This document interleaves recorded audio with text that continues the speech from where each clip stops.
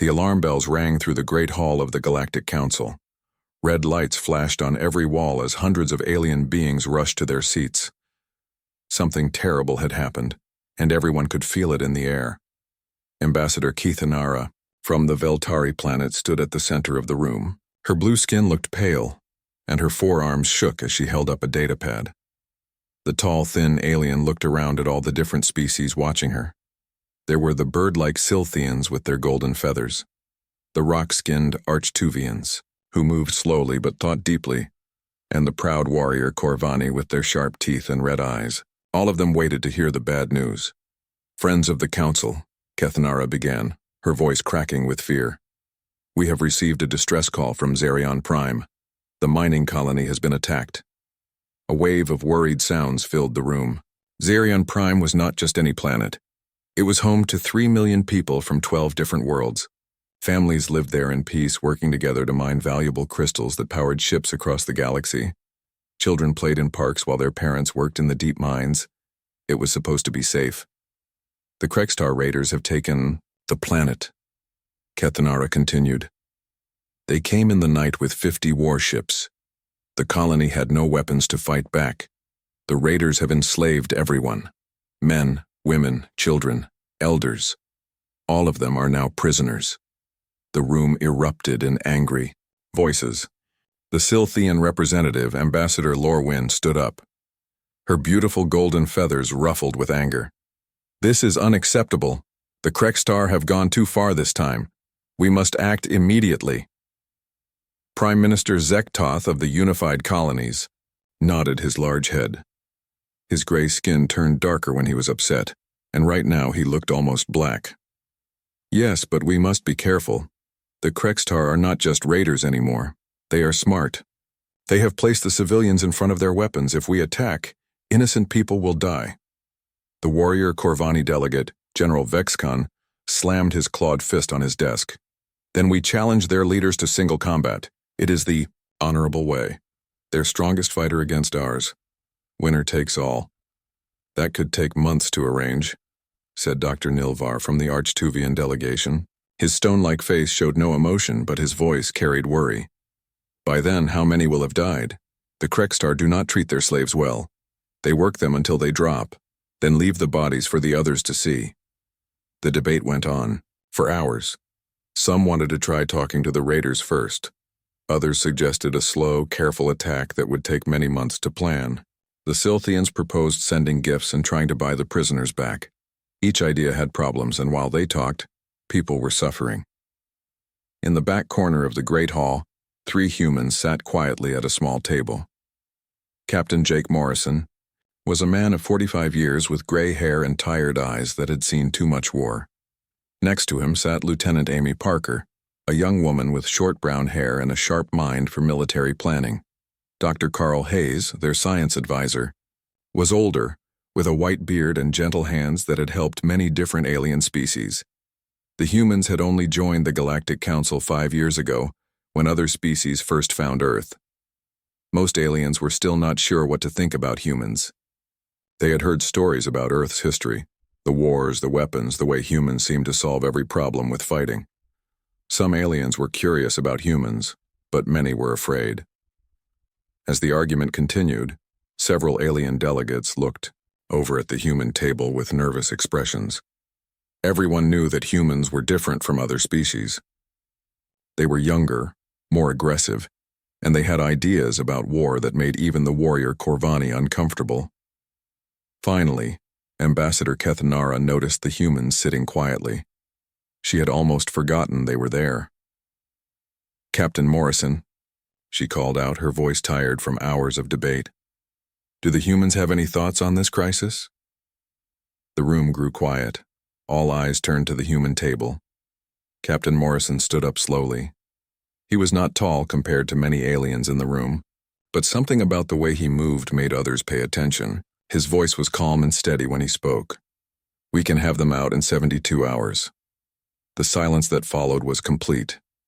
No one moved or made a sound. Then Ambassador Kithanara's throat sacs fluttered nervously, which happened when her species was worried. "Captain Morrison," she said carefully, We appreciate your willingness to help, but this situation requires very delicate handling. The hostages are being used as living shields. One wrong move and thousands could die. We cannot simply rush in with weapons blazing. Captain Morrison looked directly at her with those tired eyes that had seen so much. His voice did not change, but somehow it made several aliens shift uncomfortably in their seats. The hostages will be alive and free in 72 hours, he said simply. The raiders will not be. Prime Minister Zektoth's skin turned even darker. Captain, with respect, humans are known for being too quick to use violence. This is not a military target we are discussing. These are innocent civilians, mothers, fathers, children. They need to be rescued, not caught in the middle of a human war. Lieutenant Amy Parker stood up next to her captain. Her voice was professional but firm. Sir, you are looking at our history, but not understanding it. Yes, we have fought many wars on Earth, but we have also become very good at getting our people out of dangerous places safely. We know how to rescue hostages and protect civilians even when fighting is happening around them.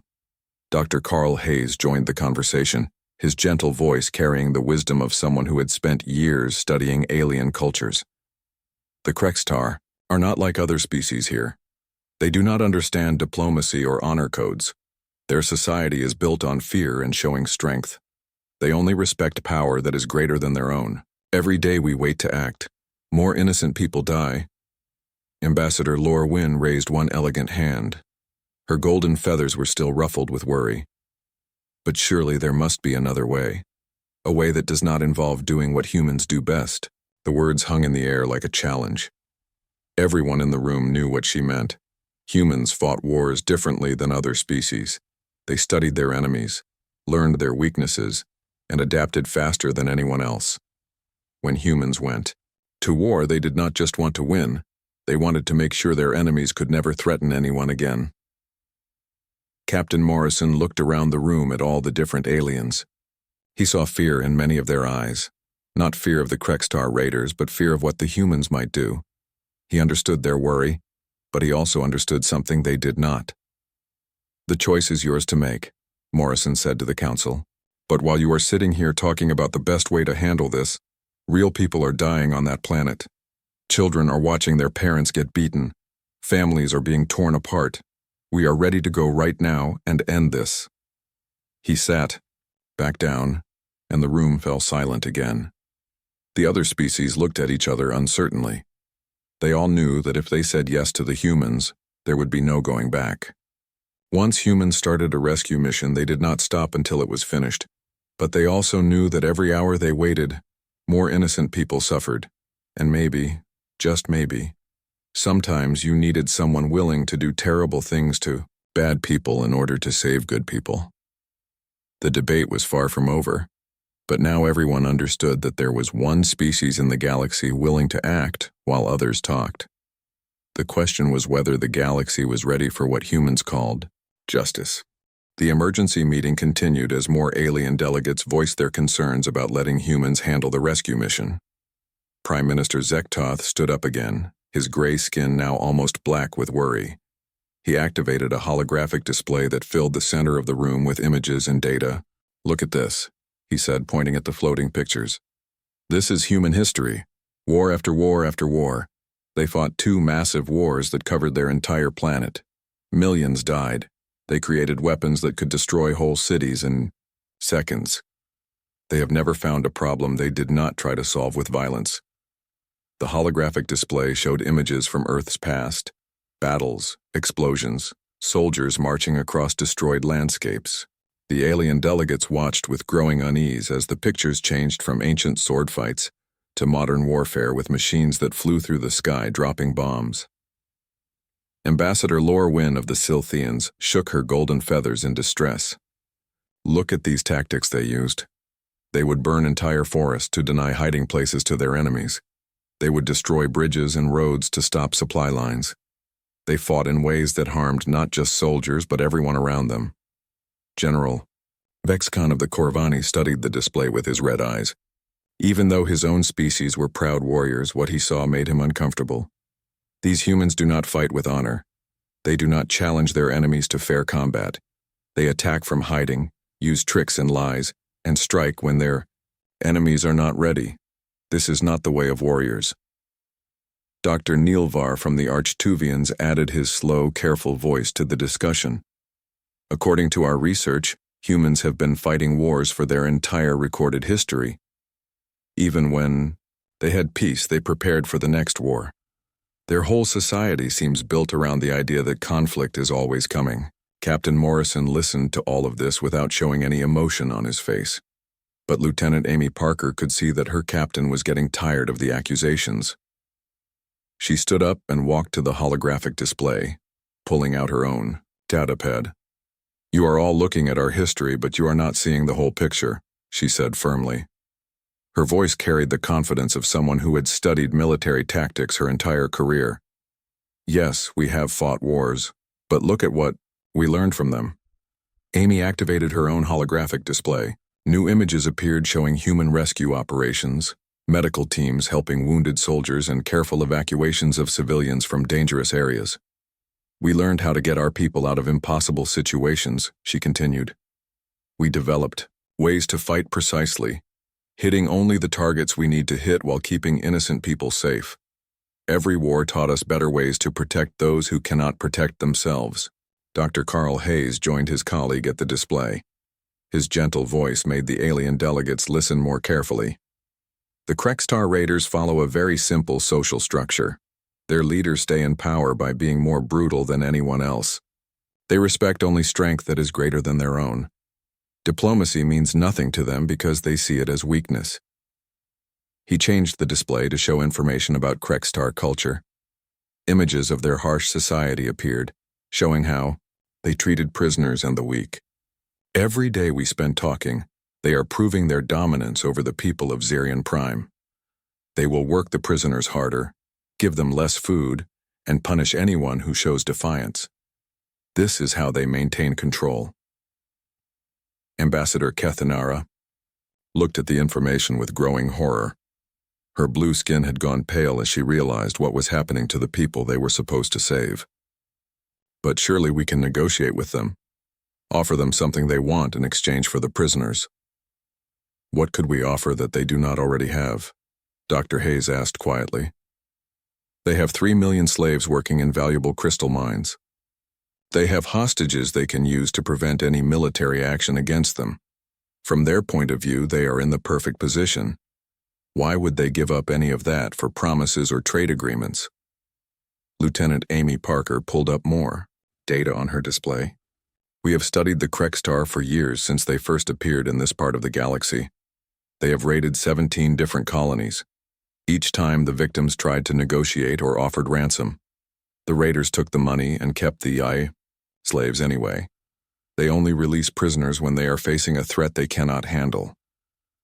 Prime Minister Zektoth looked between the human data and his own information about Earth's military history. "But your methods are so brutal. The way humans fight wars frightens even the Koravani warriors. How can we trust you not to harm the very people you are trying to save?" Captain Morrison finally stood up again. His tired eyes looked around the room, meeting the gaze of each alien delegate. When he spoke, his voice was quiet but somehow filled the entire hall. "You want to know about human warfare? Let me tell you what you are really looking at in those history files. You see destruction, but we see lessons learned. Every mistake we made taught us how to do better next time. Every civilian who died because we were not careful enough made us develop better ways to protect innocent people." He walked closer to the holographic display, his boots making soft sounds on the metal floor. "You see weapons and violence, but we see tools that can be used precisely. A surgeon uses a knife to cut into a patient, but the knife saves lives instead of taking them. The difference is in how the tool is used and who is using it." Amy Parker added her support to her captain's words. "Our rescue operations are planned down to the smallest detail. We know exactly where to strike and when. We have ways to disable enemy forces without destroying everything around them. We have medical teams ready to help anyone who gets hurt, whether they are our allies or our enemies." Dr. Hayes brought up images of human medical technology and rescue equipment. "We do not just plan for fighting, we plan for healing. Our ships carry supplies to treat injuries from dozens of different alien species. We have studied your biology so we can help your people if they are hurt during the rescue. The alien delegates looked at this new information with surprise. They had expected humans to show them weapons and battle plans. Instead, they were seeing mobile hospitals, emergency shelters, and detailed medical protocols for treating wounded prisoners who might have been abused by their captors. Ambassador Lor Wynn's golden feathers began to settle as she studied the medical data. You have prepared to treat Silthian injuries? And Veltari? How do you even know our anatomies well enough to help us? Because we study everyone we might need to help, Amy Parker replied. That is what humans do. We prepare for every possibility, including the possibility that our new friends might need our help someday. General Vexcan looked at the tactical information with new interest. His warrior's mind could see the careful planning behind each rescue operation. These are not the tactics of bloodthirsty barbarians. This is precise, disciplined warfare with clear objectives and limits. Captain Morrison nodded at the Corvani general. We learned long ago that the most humane way to end a fight is to end it quickly and completely. Make the enemy understand that they cannot win, cannot escape, and cannot continue to hurt innocent people. Once they understand that, most of them surrender without forcing us to hurt them. The room grew quiet as the alien delegates considered this new perspective on human military doctrine. They had come into the meeting thinking of humans as dangerous and unpredictable. Now they were beginning to understand that human warfare was actually highly controlled and focused on specific goals. But they were still afraid. The galaxy had lived in relative peace for centuries, with conflicts resolved through careful diplomacy and patience. The idea of solving problems with swift, decisive action was foreign and frightening to most species. Prime Minister Zektoth looked around at his fellow delegates, then back at the humans. If we agree to this, there will be no turning back. Once you begin your rescue operation, the entire galaxy will be watching to see what humans do when they are given permission to act. Captain Morrison met his gaze steadily. Then they will learn that humans protect the innocent no matter what it costs us. What they think of our methods after that is up to them. The debate was far from over, but the tone had changed. The aliens were no longer just afraid of human violence. Now they were beginning to wonder if maybe, just maybe, the galaxy needed protectors who were willing to do what others could not bring themselves to do. The vote came 6 hours after Captain Morrison made his promise. It was close, but the Galactic Council finally agreed to let the humans attempt the rescue mission. Ambassador Kethanara looked tired and worried as she announced the decision, her blue skin still pale with fear about what might happen next. Within minutes of getting permission, Captain Morrison was already moving. He spoke quickly into his communication device, giving orders that had been prepared hours ago. Lieutenant Amy Parker pulled out her data pad and began sending coded messages to human ships that were already waiting in nearby space. The alien delegates watched in amazement as the humans worked. They had expected the rescue fleet to take days or weeks to prepare, like any normal military operation. Instead, the humans seemed to have everything ready before they even asked for permission. How is this possible? Asked Dr. Nilvar from his stone-like face. We only just agreed to your plan. How can your ships be ready so quickly? Captain Morrison looked up from his communication device. We started getting ready the moment we heard about the crisis. Hope for the best, prepare for the worst. That is what humans do. The first ship to arrive was the USS Phoenix, a large vessel that served as both a warship and a mobile command center. Captain Morrison would lead the mission from this ship, with all the equipment needed to coordinate a complex rescue operation. The Phoenix was not the biggest or most powerful ship in the human fleet, but it was designed to do many different jobs at the same time. The second ship was much smaller and looked strange to the alien observers. The USS Ghost was a stealth destroyer that could hide from most sensors. Commander Rick Turner, a quiet man with sharp eyes, commanded this unusual vessel. Most aliens had never seen a ship designed specifically to move without being detected. The third ship surprised everyone the most. The USS Mercy was clearly a medical vessel, painted white with red crosses and carrying no visible weapons. Dr. Sarah Mitchell, a woman with kind eyes and steady hands, commanded this floating hospital that could treat thousands of patients from many different species. The alien delegates had expected to see a massive battle fleet with hundreds of warships and thousands of soldiers. Instead, the humans brought 3 ships with fewer than 2,000 people total. It looked more like a surgical team than an invasion force. Prime Minister Zektoth studied the small fleet with confusion. "Captain Morrison, where are the rest of your ships? 3 vessels cannot possibly handle 50 Krextar warships and their ground forces. We do not need more ships," Morrison replied calmly. "We need the right ships with the right people doing the right jobs. More ships would just get in the way." Aboard the Phoenix, Major Tony Clark was briefing his special operations teams. He was a man who had spent his entire career learning how to fight in small groups with maximum effect. The soldiers under his command were not regular troops, but specialists trained for the most difficult rescue missions. "Listen carefully," Major Clark told his team leaders in the ship's briefing room. "The Krextar think like bullies. They use fear and overwhelming force to control their victims. They are not prepared for the kind of coordinated small unit tactics we will use against them." Sergeant Katie Wells, a tough woman who had led dozens of successful rescue operations, studied the maps of Zerion Prime on the large screen. "How many entry points do we have, sir?" 17 different locations where they are holding prisoners," Clark replied. "We hit all of them at exactly the same time. They will not have time to react or hurt the hostages in revenge, Corporal." Mike Santos, a young man with quick reflexes and excellent marksmanship skills, raised his hand. "What about their communication systems? Can we stop them from talking to each other?" Lieutenant Ben Foster, the team's electronics expert, answered that question. "We will jam their communications right before we attack. They will be blind and deaf when we strike." Meanwhile, aboard the medical ship Mercy, Dr. Sarah Mitchell was preparing for a very different kind of challenge.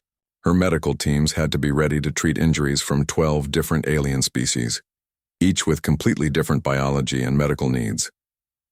Chief Medical Officer Dr. Alan Price, an older man with decades of experience treating alien patients, was setting up emergency treatment areas throughout the ship.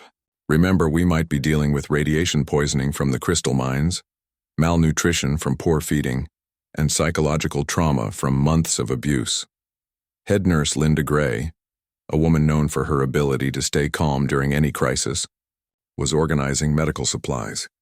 "The Veltari need special breathing equipment if their lung sacs are damaged. The Silthian feathers carry important nerve endings that can cause severe pain if broken. The Archtuvians can go into shock if their stone-like skin is cracked." The most unusual part of the human plan was happening aboard the Ghost.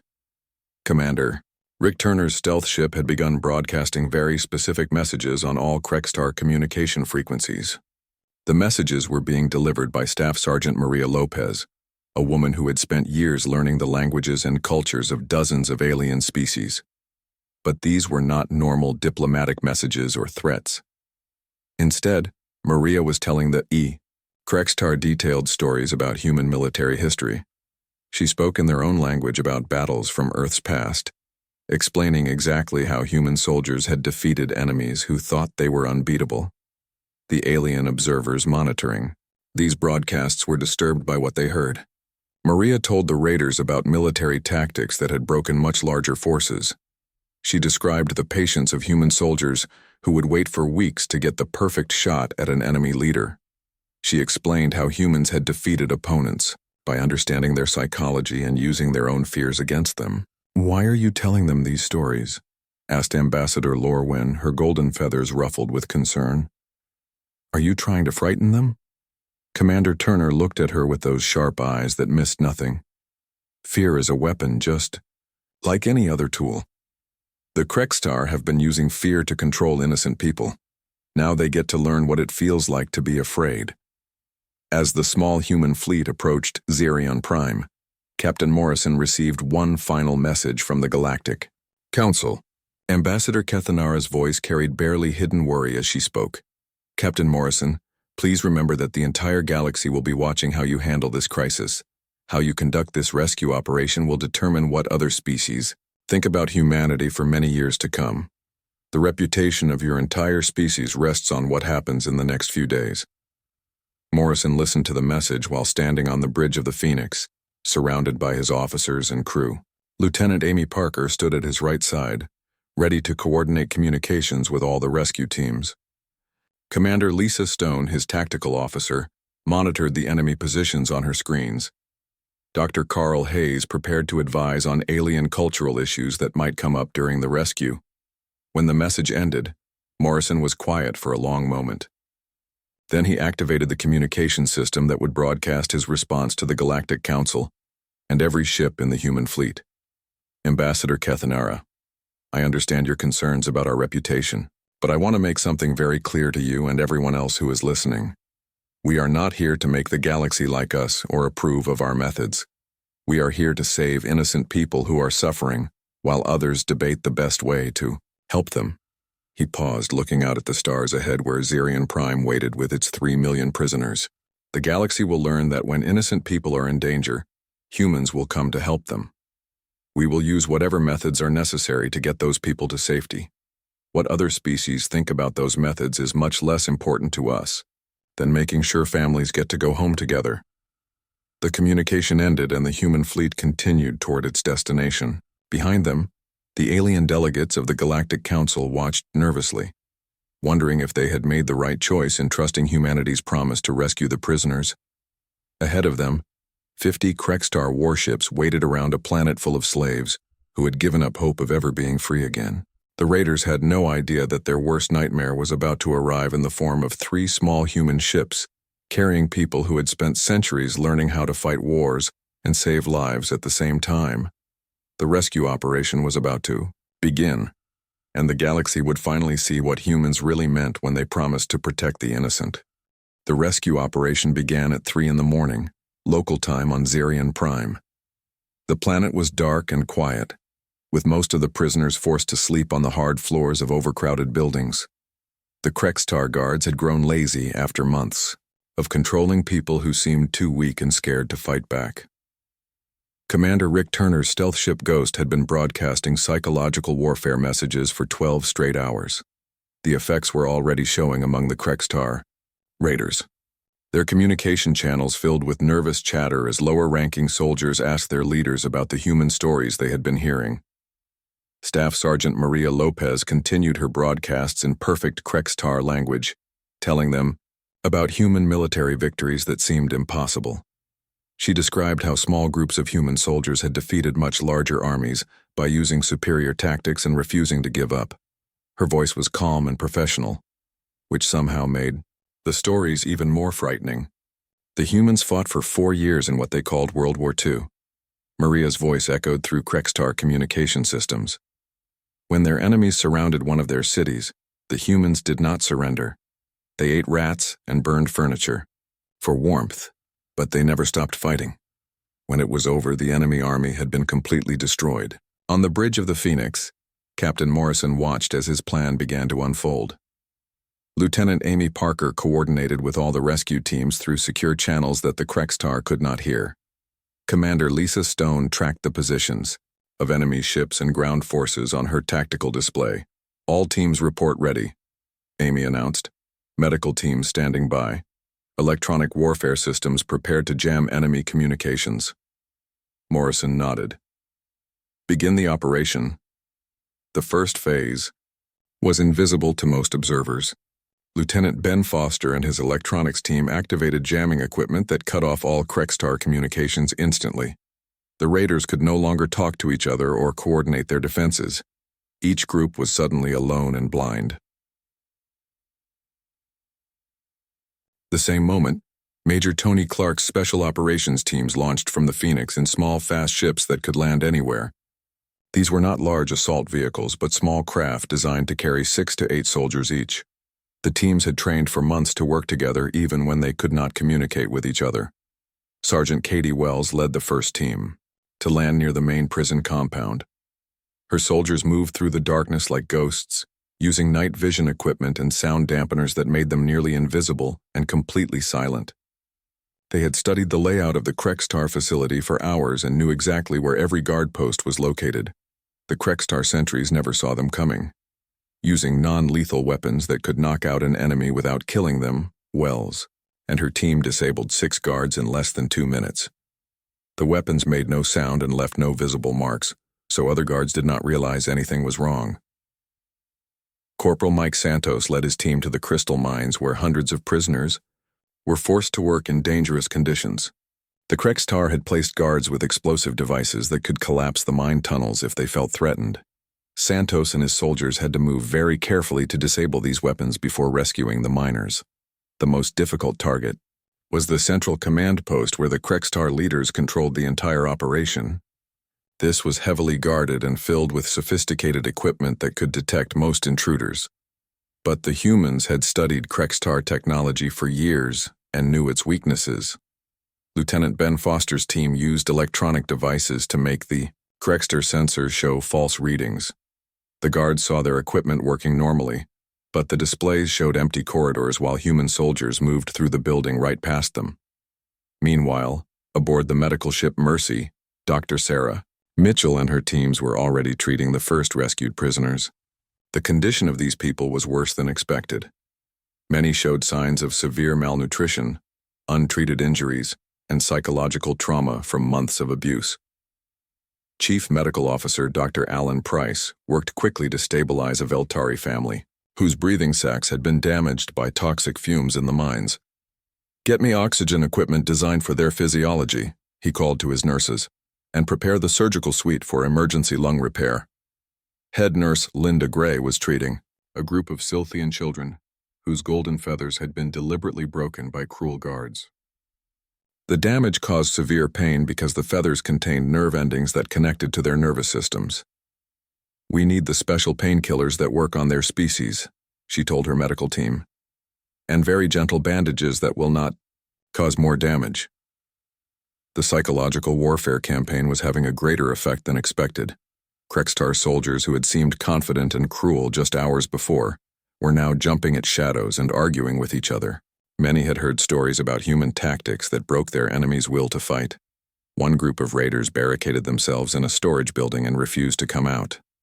Another group abandoned their posts and tried to flee to their ships, only to find that human soldiers had already disabled the engines. The careful, coordinated assault was breaking down their command structure faster than any direct attack could have done. But the real turning point came when Captain Morrison himself prepared to enter the main Krextar stronghold.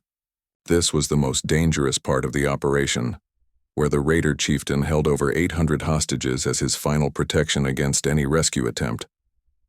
"Sir, let us handle this," Major Clark said over the communication system.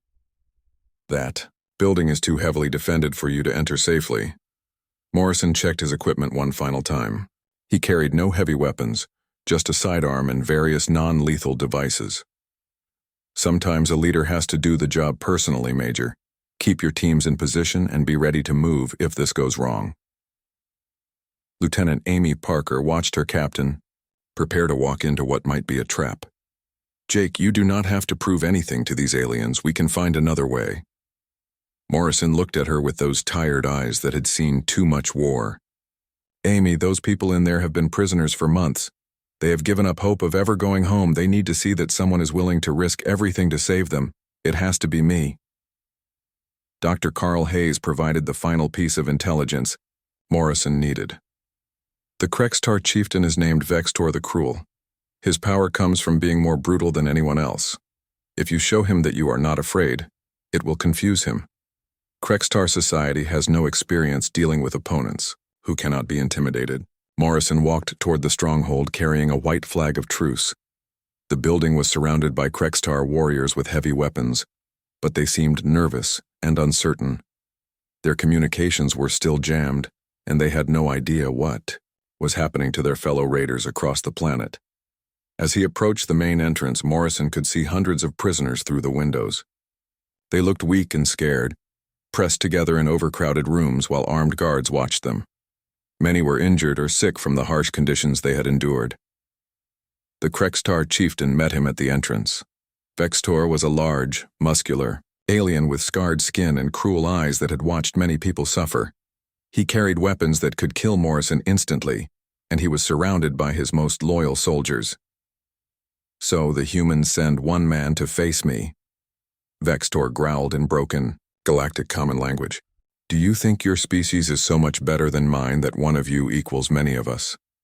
Morrison looked directly into the chieftain's eyes without showing any fear. When he spoke, his voice was calm and steady, but somehow it filled the entire room. I think that you are about to learn why smart predators avoid hunting humans. What happened in the next 20 minutes was never officially recorded. The surveillance equipment in the building mysteriously stopped working, and the Krextar soldiers who witnessed the conversation were too frightened to give clear reports. Later, but when Morrison emerged from the stronghold, he carried Vextor's personal weapon, the traditional symbol of surrender among the Krextar people. Behind him, over 800 prisoners walked out freely, no longer guarded by raiders who seemed too shocked to resist. The rescue operation had succeeded beyond all expectations, but the real impact was just beginning to be felt across the galaxy. The aliens watching from their distant worlds were starting to understand that humans were unlike any species they had encountered before. The Krextar had been defeated not through overwhelming firepower or superior numbers, but through superior tactics, psychology, and the willingness of human soldiers to risk everything for people they had never met.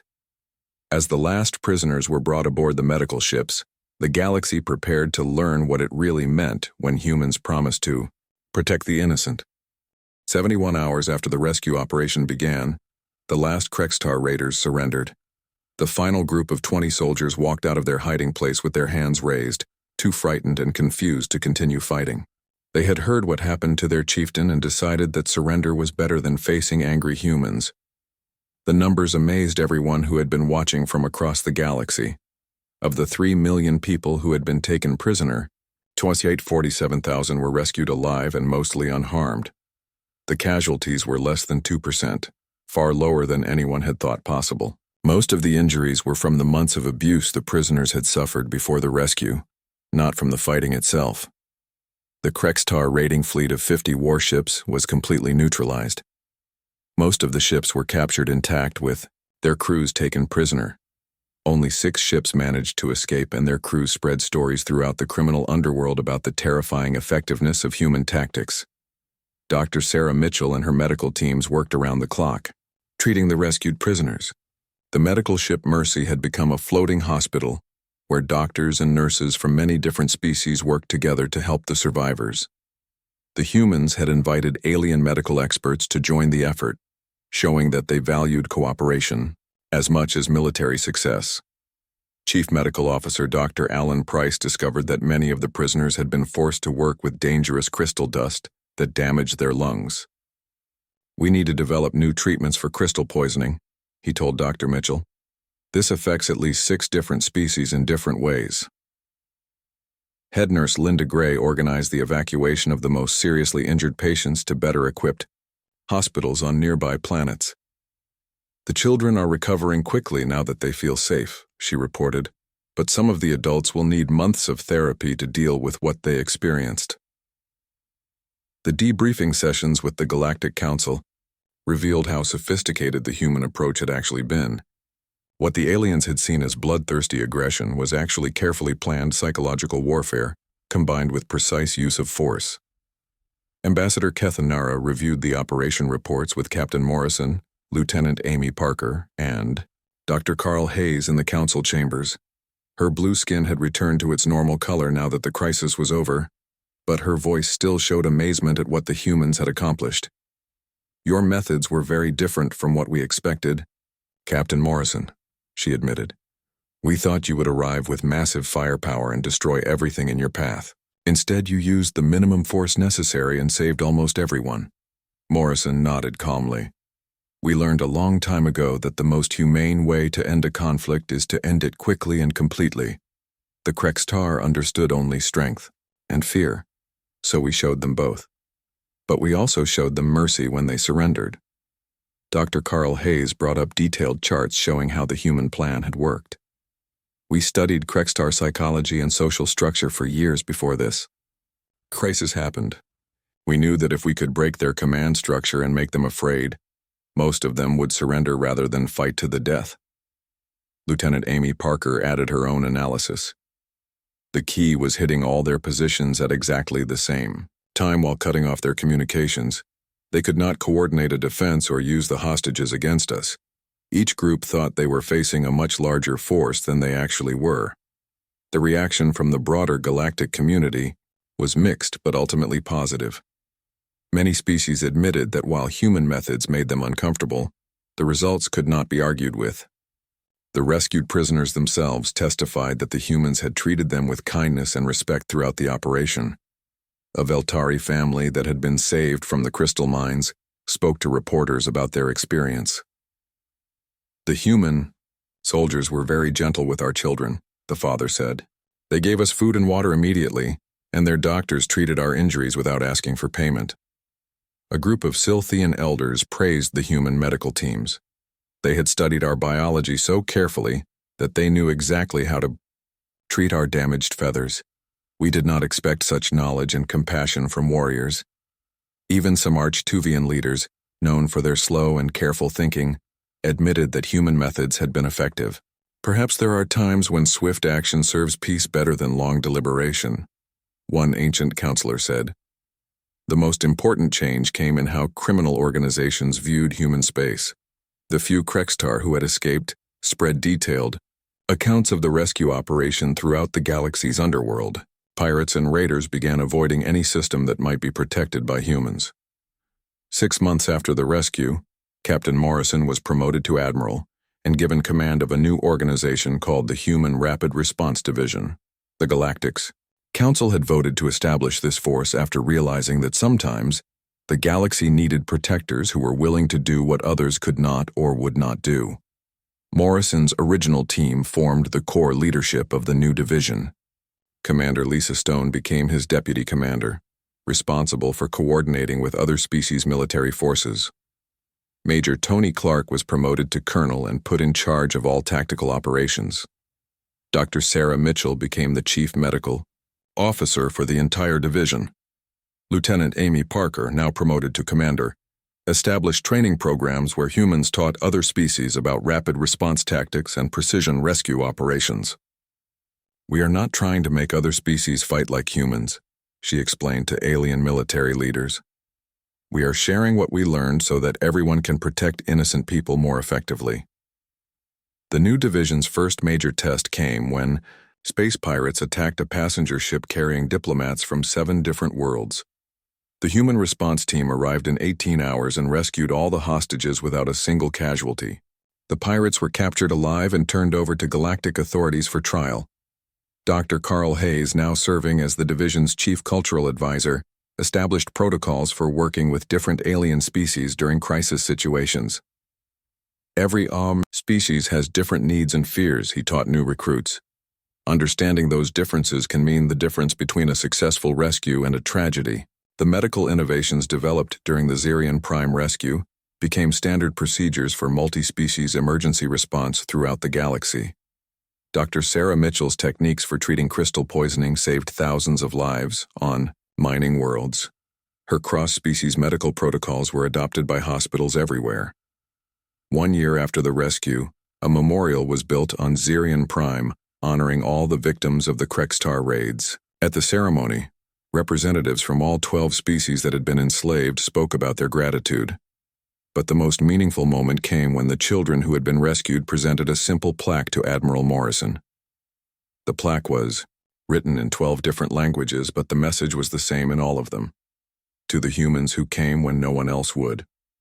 Thank you for showing us that courage and compassion can exist in the same heart. Morrison looked at the plaque for a long moment before speaking to the crowd. We did not rescue you to make ourselves look good or to prove anything to the galaxy. We did it because it was the right thing to do. When innocent people are in danger, humans will always come to help. That is not a threat or a boast. It is simply a promise. The final irony was not lost on anyone who had lived through the crisis. The humans had been called bloodthirsty and violent by species who preferred talking to acting. But when the crisis came, it was humanity's supposed bloodthirst that had saved more lives than decades of careful diplomacy. The galaxy learned that sometimes the most peaceful solution requires the credible threat of overwhelming force. They learned that mercy without strength is just wishful thinking, but strength without mercy is just cruelty. Most importantly, they learned that when innocent lives hung in the balance, sometimes only the bloodthirsty humans would come to the rescue. And perhaps that was exactly what the universe needed to keep its most vulnerable citizens safe. In the end, the humans had not changed who they were to fit into galactic society. Instead, they had shown the galaxy that there was a place for protectors who were willing to do whatever was necessary to defend those who could not defend themselves. The rescue of Zerion Prime became a legend told throughout the galaxy, not as a story of human violence, but as a story of human dedication to protecting the innocent. And whenever pirates or raiders threatened peaceful worlds, they remembered the fate of the Krextar and decided to find easier targets. The humans had kept their promise. The innocent were safe, and the galaxy was a better place for it.